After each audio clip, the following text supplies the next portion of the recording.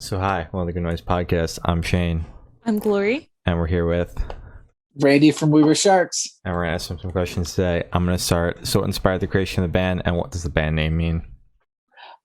So we kind of the first essence of We Were Sharks started about 10 years ago. We were just all friends that played in separate bands, but we're all fans of each other's bands.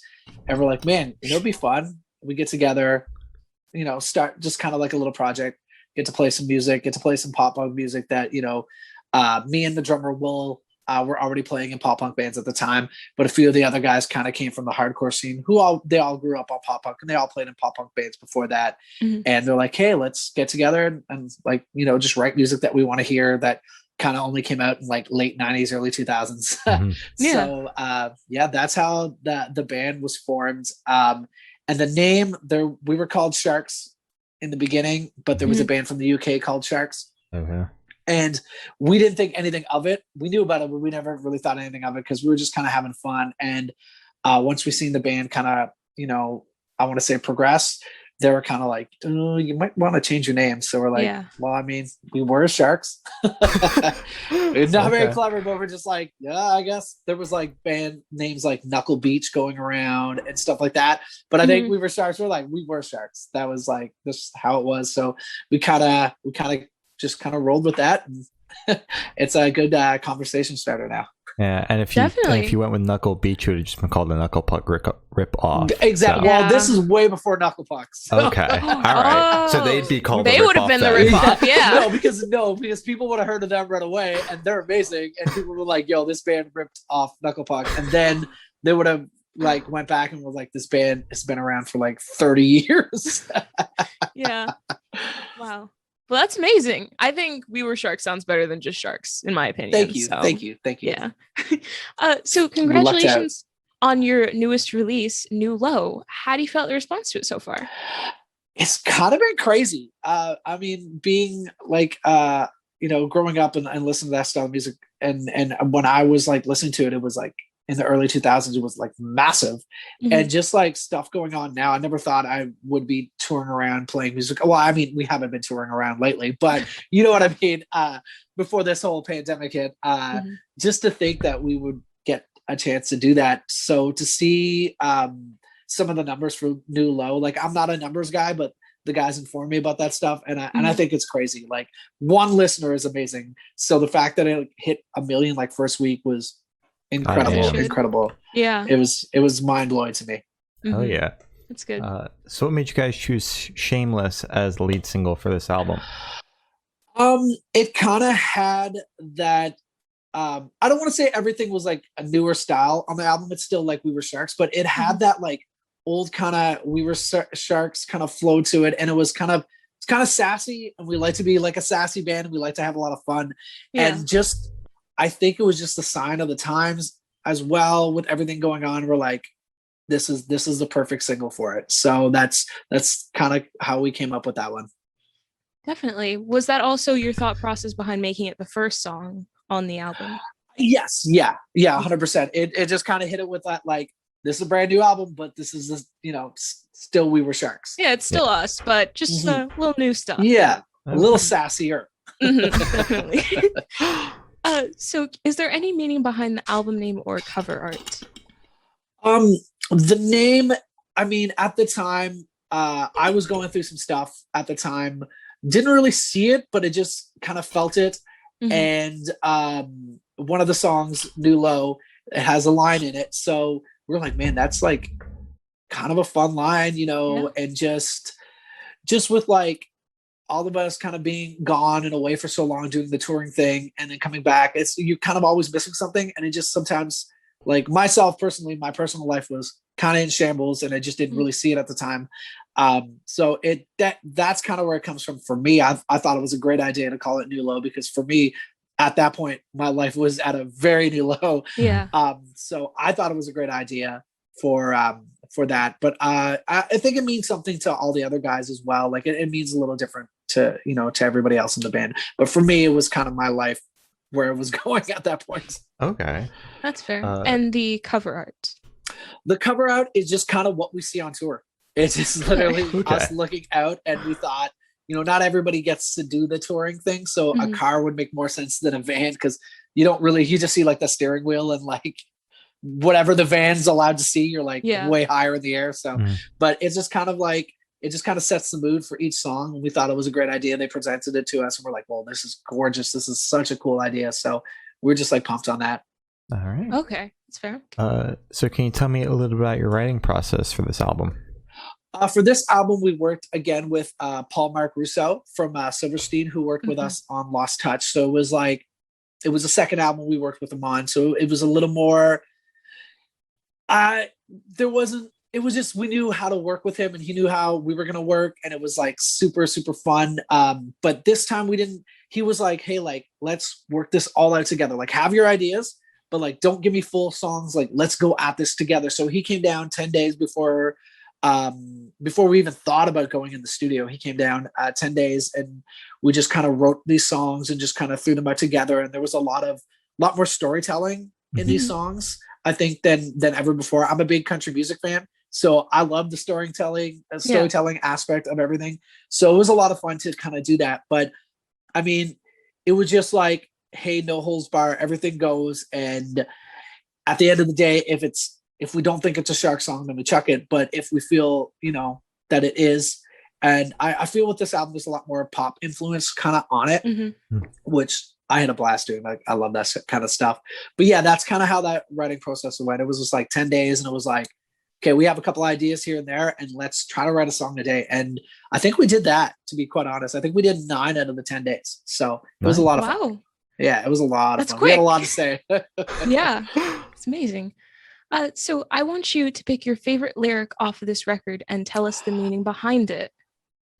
I think it's off of Burning House, where it's like, it's hard to be around here where my world's on fire. It's that was just kind of, it's funny, that was like, I was writing a country song at the time and we kind of used some of those lyrics for that song.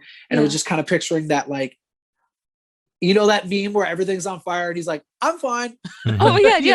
That's my Fitbit background, actually. Yeah. That is literally the lyrics to that meme kind of thing. And every time I sing it, I love it. But every time I sing it, I kind of chuckle in my head because I think about like that kind of thing. Yeah. But that was kind of the whole, I want to say my whole life at that point. It was just like, everything was going crazy and it was hard to be fine, but it was what it was. And now everything's great. That's good. So what song on this album took the longest to write and which one is your personal favorite? All of them came out pretty quick. I'm like very proud of that. All of them came out like relatively quick. It's kind of crazy that it happened like that. I want to say Problems, because it was kind of like this kind of cool R&B kind of feel. So it was like a little different. And that's probably one of the songs that I'm actually most proud of. That was just kind of like, I'm a big R&B fan as well. So doing that song and had that like R&B poppy feel. And I was like, man, I never thought Sharks would do a song with this. And it was so much fun to do. So I have to say that one was like probably longest to write, but at the same time, probably like my favorite for sure. Okay. You said most of these songs came together pretty quickly. Was this the first album cycle where everything just kind of formed like instantly almost? Yeah, I want to say because usually like for Lost Touch, we already had like a bunch of ideas and we had a bunch of like songs already written. So when we went in, it was just tweaking them and kind of making things sound better and maybe like taking some of the sound going, that wasn't necessarily what we want to do. But with this one, it was more of, we had some kind of guitar parts here and there. And it was like, let's go in fresh with Paul. And that's, I think it just was one of those things that just worked out so great. It was fresh minds. Everything was fresh. Nothing was thrown away. Nothing was like constantly stuck in your head for like weeks and months on end. And then you go, hey, I can't get this out of my head. Everything was like super snappy and it was like quick. And it was like, yeah, that was a great line. That was awesome. Let's use that. Let's do that. So it was awesome. It was so much fun. It seemed like, for me, it wasn't stressful. Some of the guys were kind of sitting in the studio going, what is happening here? Like, I guess, like, is this working? And Paul and I were like, yes, this is really, really working. Trust the process. Yeah, absolutely. Absolutely. It was a lot of fun. And it was just great fun to have the guys sitting in for like some of the lyrics and melody parts too. It was like awesome to have their input on it. And, some of those guys are very intelligent guys. So they like pop out of line and we're like, whoa, where were you guys before? Exactly. Yeah. Your 2 cents always matters to me. Like, yeah. That's awesome. All right. So can you tell me where Headspace was at while you were creating this record? I mean, we were all very, very excited. It was kind of like just getting to do it again. We all love writing. I mean, my least favorite thing is being in the studio. I love playing live. Like that is my all-time favorite thing to do is it's when everything's done and it's live and everybody's there and having a great time. But it was, I remember we got home from tour in the fall and it was just like a great tour. It was a lot of fun. And then coming home and everything seemed to be good. And then like I said, my life started kind of getting a little weird. So during that process of writing, there was a lot of stuff that I guess I want to say that I was dealing with that I didn't know I was dealing with. So it was kind of funny how that kind of played out. But our mindset for this album, we were just super excited to get back and write another album. It was like 2 years after Lost Touch. So it was way overdue. But yeah, we were very excited. We were very excited to start working on it again. All right. So you mentioned your love for live music. I mean, as you should, live music is amazing. You also mentioned that the cover art is what you see on tour. While you were creating this record, were you thinking about how the songs were going to sound live? Did that work in that at all? No, this is the first time we've ever done like, let's not worry about a live sound. Let's worry about making the best song possible. And then we'll worry about the live sound. And I think that was the first time that we've ever kind of done that as a band. Usually, like I was saying, usually these songs are kind of like written already. We've been practicing them already, and then we'll piece them together and work on different things. But this was just kind of like, hey, I have this idea. Hey, I kind of have that idea. Hey, what about this? So it was never really like, what are these things going to sound like live? It was like, what do these things sound like in the moment? And is everybody kind of like got those goosebumps? Is everybody kind of feeling it? And that's kind of how those songs kind of took off. Okay. Do you think going in with that mindset made the whole process easier? I want to say yes. For me, it did, because I was like, there's no holds barred. There's like no boundaries. Like, let's just go. Like, we never try to reinvent the wheel. So usually our songs are going to, if we're recording them, they're going to sound the way they sound live because we're not trying to do anything crazy. But it was a lot of fun doing it this way. I had a blast. I think the guys did too. Like I said, there were some stressful parts, but I mean, there always is. If there's no stressful parts making an album, then are you even making an album? You know, like, it's got to be a little bit of work. Of course. Definitely. So how'd the track list come about for this? Shuffle it around. Are you trying to tell a story? I know you said you wrote like stories within the songs. Is it all connecting?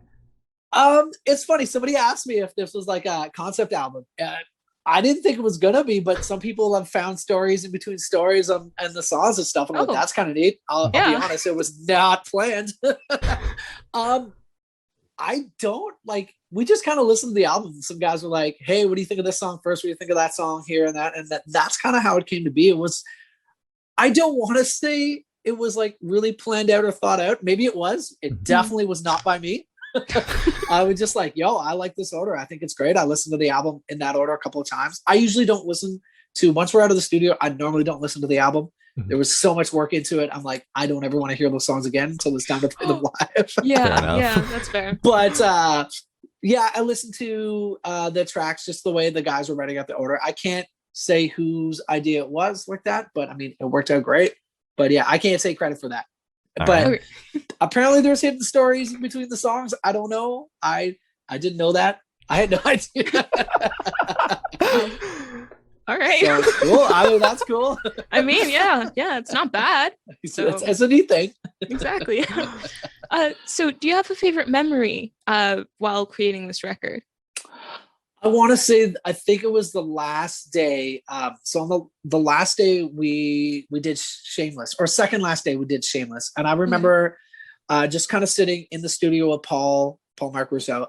We were just kind of sitting, and I mean, 10 days to work. I think this was day 9, but like even like 9 days to like do 9 songs is pretty crazy. Yeah. And we were just kind of like, I don't want to say writer's block, but we're just tired. We were just very tired. Yeah. And I play in a cover band back in Ottawa, so I play on the weekends. So at this point in time, I was playing weekend shows and stuff, and we were doing cover stuff. And I remember Paul started playing, was it Jesse's Girl? might have been Jesse's Girl. I think it was Jesse's Girl. Mhm. And he was kind of playing the guitar riff.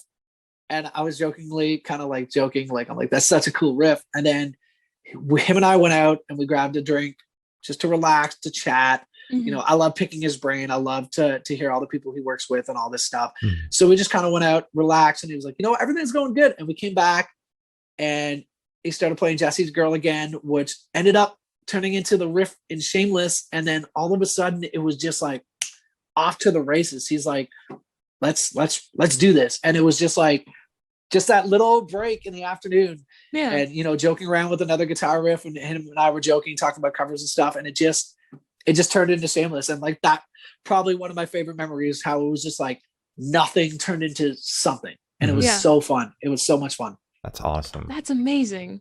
Wow. Okay. So since shows are finally starting to make a comeback, do you guys have any pre-show rituals? I like to have a couple of drinks, Mhm. loosen up, feel great. Yeah. Some tours. So me being a big country fan, we listen to Zach Brown, Colder Weather, and we call it our tour song Mhm. because it's about being gone and being on the road and stuff. So there's like, we'll put that kind of song on as we're getting on stage, getting ready to go. And I mean, a lot of kids are like, what is happening? What is this? We Were Sharks? Or Yeah. is this like, who am I here to see? kind of Yeah, thing. exactly. So it's kind of always funny. Like the people that know us or that know us well now know what's happening. They're like, oh, here we go. Yeah, they're coming on. But yeah, that's kind of like what we sometimes do. We don't do it often, but when we do it, it's always a blast. You're like, oh Yeah. shit, the venue put on the country playlist. Yeah, Exactly. it's funny because like the promoter's like, really? And I'm like, yeah, I mean, It's good. this is what I'm about. Yeah. And all Exactly, the yeah. guys love it, right? So it's always a fun time when we do that. All right. That's good. That's good. So what are your top 3 songs that you're looking forward to playing live from this album? Ooh, Bring Me Down, Mhm. because that's fun. That's kind of like a pretty yelly, chanty, kind of cool live vibe to it. Mhm. Problems, because I love that song, and I know the guys are kind of like, it's like such a weird tempo for us. We like to play everything extremely fast, Mhm. so it's like kind of new and interesting. So I'm excited to see how that works. Mhm. And I'm gonna have to probably go with Over This, because like I said, that song, when we wrote it, it was like there's not thinking about live. So I'm really curious to see how this is live, because it's something that we haven't did. Like, we never try to reinvent the wheel, but this is Mhm. something that we've never done. So I'm excited to see how we can recreate that live, and if it's going to have maybe a different feel from the album. Is it going to be a little different live? Because I'm a firm believer that is like, if I want to stay home and listen to this band play the album, I'm just going to stay home and listen to the album. I'm not going to go see a band at a show. I want something new. I want something different. I want something fun. So I'm curious to know how we're going to take this song and do it live. So I'm pretty excited about that. All right. That's very Okay. exciting. Wait, since you're planning on doing kind of like different versions, like live, basically doing your own renditions of it, are you planning on doing like a live album version? Because then it's just 2 different. I mean, songs, that would I be guess. cool. That would be super cool. I mean, it's not going to be like too crazy off the beaten path of what it is going to be live. Like we did a live stream, an acoustic live stream, and I took all the songs and I turned them into country songs. Oh, which I thought would be funny. yeah. I wasn't sure if everybody was into it. It seemed like it went over well. And if I do it acoustically, it'll probably be kind of like folk country stuff. Okay. But it's not going to be like too crazy different from the album. It's just that song has like a lot of kind of cool tracks in it, and a lot of like, I want to say like house music beats and like hip hop beats in it. Yeah. So it's kind of going to be one of those things where it's like, how are you going to recreate this? But we'll figure it out. So exactly, but yeah. I would love to do something like that. For me to like even take the older songs and kind of like redo them into what we do now would be a lot of fun. I think that would be a lot of fun. We joked about doing an album called Go Folk Yourself, and just do all the songs folk.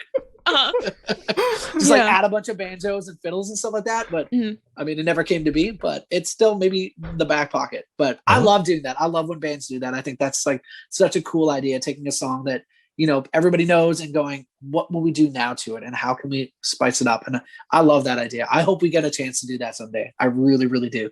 Definitely. That'd be amazing. I love that name, by the way. Go coach yourself. That is brilliant. Middle finger to all the people that hate folk. Yeah. I mean, it'd be like punk rock folk, I guess. Exactly. Yeah. Shuffle beats everywhere, train beats or whatever they're called, everywhere, as fast everywhere. as you can. Yeah. Mm-hmm. So picture this: you're on tour and you're at a gas station for a rest stop. What is your snack of choice? Ooh. So probably Reese's peanut butter cups. That is my absolute favorite. Or chips, any kind of chip. I don't care. And I know you didn't ask for a drink, but I'm going with Monster Energy drinks nonstop all the time. Okay. Do you have a favorite Monster flavor? I don't drink them personally, but my brother does, so I know most of them. So my favorite is, I love the purple and I love the white ones. Okay. We have a new flavor now that we just got here. It's watermelon flavor, which I love. Ooh. Anything that's like a watermelon flavor, I have to have it. Like we got like watermelon White Claw, I have to have it. I love it. Yeah. So they just they're like brand new here for us in Canada. So I've been like on that, and my girlfriend is like, she's not like the biggest Monster person, but she had one of mine and she's like, I love this. So now we just like stocking up. Now you got her hooked. Yeah, she's like, this is so good. Have you heard of watermelon bread? It's like a new trend thing that's going on. It's like a sweet bread, but apparently it tastes like watermelon. You mentioned that you like it, so I was like, maybe try that. You should look. I'm gonna check that out for sure. Yeah, it's shaped like a watermelon slice as well. It's so cute. I've never had it, but I've seen so many videos of it, and it looks so pretty. After we're done this, I'm literally going to look it up. Definitely. 100%. I'm sold on that. Tell me how it is, because I've heard great things about it. So I'm about it. I love that. Mm-hmm. So this one should be super, super quick. Off the top of your head, I want you to describe this record for new listeners in 3 words. In 3 words. All right. Oh, you said this one's going to be super quick? Yeah. Super quick. Off the top of your head. Right now. Give them to us. Crazy. Okay. Party. Okay. And just need one more. Optimistic. Ooh, okay. I like that. That's good. Good job. So I know you guys just put out this album not too long ago, but are you working on anything new that you might be able to spill the beans on? Well. Okay. I don't know if anybody else knows on our team, but us as a band, we kind of been just kind of working on some covers, and there's always been a talk, like since the band started, we kind of joked about doing an album called I Remember My First Band, and then doing a cover album of songs that we would have played in our very first bands before we joined Sharks. Oh, so there was a talk about that, and our bass player Matt, who's an incredible musician, incredible songwriter, he sent me a couple of covers of songs that he enjoys and that I enjoy. And the ball has now been passed along in the band. So right now, that's kind of what we've been kind of just joking around with, but it turned into a into a oh fuck. Guess we're actually doing this. Let's get this going. Yeah. Like, let's see what people think. I don't even think we talked to our manager about it, but I'm your sure he'd manager's be gonna great watch about this it. and he'll be like, what the fuck? Like, why didn't you tell me? Yeah, Mark's gonna message us back and be like, yo, my song pick is this. But yeah, we kind of joked about it, and it all of a sudden I got a couple of tracks and I'm like, wait, are we joking still? Or because I'm down. I'm 100% down on this. So it's kind of been tossed around. Other than that, the guys are always working on something. I mean, the guys are always got ideas. So I've heard a couple of riffs, here and there, but I mean, nothing that we're like, yo, let's get back in the studio right away. But who knows? That might all change tomorrow. We might be back in the studio. So I'm all about that. Yeah. I love living like that. All right. Solid. Sounds good. So where do you see the band in the next 5 years? Well, I might be on stage with a walker or something. Oh, God. Not that. Like I said, the band's been together for 10 years now. I'm not getting any younger. There's a lot more gray in the beard and the muscles get a little more sore after shows. But it's funny. I see us kind of doing what we're doing. Like, we never expected to even just do this much. So the fact that we get to do it, we're going to continue doing it. Hopefully in 5 years from now, the world is not as scary as it was the last year, and we're back playing shows and having a good time. And we always say we'll be doing this till we can't do it anymore. There's no really quit in us. We're just like, until someone says no more, and we'll probably still find a way to do it. So yeah, I could see us jumping around on stage in the next 5 years. I'll just have more gray hair and be a little more sore but show. we should be good. Or I will clone a younger version of me and get him to do it, and I'll just be at the shows. There you go. Yeah, exactly. Perfect. So for the last couple questions, we're actually going to shift away from music and go straight to death row. Boom. So if you're on death row, what would your last meal be with a drink? Ooh, well, I want a big Coke Zero, large Coke Zero. I don't need those extra calories, so that's what goes. Fair enough. Okay. I'm probably gonna go with like tacos. Okay. I'm gonna go with tacos. Either like that would be a hard decision, like tacos or a hamburger. There's why not both? And you don't have to pay the price the next day. Yeah, that's true. I can do that. I'll do tacos and I'll do a hamburger, and I'm good to go. Tacos from a restaurant in Ottawa called El Camino. I absolutely love that place. And then hamburgers from a place out in Austin, Texas called Pete Terry's. That's been my favorite hamburger place that I've been to. So yeah, I'll go not even like all the main big chains out in the States that everyone's like, you have to have this, you have to have that. I'm like, Pete Terry's is my spot, and El Camino in Ottawa for tacos, and a big old Coke Zero, maybe a beer. No, I gotta change it. I want an IPA, a beautiful IPA. It's gonna be my last day. I might as well, treat myself. Fair exactly. enough. Yeah, that's fair. So if you could live in one fictional world for a week, where would you live? Ooh, that's a good question. That's a really good question. Thank you. Let's go with the Marvel universe, because I think it's so cool about superheroes. I think that's like so neat. I would be all about that. I'm about that. Good and bad, and you have really good people fighting really big evil things, and I think that's great. Probably go there, or like the Simpson universe. Okay, those are like probably very different. Universe. Scratch it. Simpson universe, 100%. Okay, yeah, that's right. fair. That's fair. So I have the honor of asking the last question, and every single person that we have spoken to have said that it is the most important question. What's your favorite color? Ooh, this is a really good question. My favorite color is, I'm gonna go with teal. Teal is my favorite color, like a surf green kind of thing. All right. So that's probably mine. Everyone's like, why don't you just say green? I'm like, no, it has to be a surf green. Exactly. A little more yellow. If you had just said green, we would have asked for a specific shade anyway. So. Exactly. There you go. There you go. Yeah. You read my mind. Yeah, surf green. Beautiful. Surf green. Amazing color. As I said, that's all the questions we have today. Is there anything that you would like to plug? Go check out New Low wherever you can check it out. Go pick it up. We got about a zillion variants of the album. So, if you got your hands on one, thank you so much. If you haven't, I'm sure we'll put out another cool colorway of the album soon. That's what we can do right now. We can't play shows. So, and thank you guys so much for having me. Honestly, this is a blast. Of course, anytime. Yeah. Gloria actually sent me one of the variants right before we went. Yeah. into nice. this. I did. Yeah. I think it's the pink one. Ashley's version. Yeah. I like that one. It's really pretty. Yeah. Yeah, It's I really hot. like that one. If it didn't cost like $70 to get into the States, I would maybe think about it. Yeah, that one's the only. There's like one that's like a Canadian one, Ooh. I think. I could be wrong. That one's UK. It's in. I got. UK. Yes, you're right. Yeah. Okay, maybe we are coming up with an only Canadian one. Maybe I don't know. Oh, Ooh. okay. All right. Maybe I don't know. All right. I don't know. Spoiling more shit. Yeah. I mean, when we used to tour the States before we toured the States a lot, we would only come up with like American merch. So it's you can only get in the States, and then the Canadian one you can only get in Canada. Right. We've always tried to kind of hustle that way, make things different for people, because, not everybody wants the same thing. So we'll have collector edition things. We try our best to do that.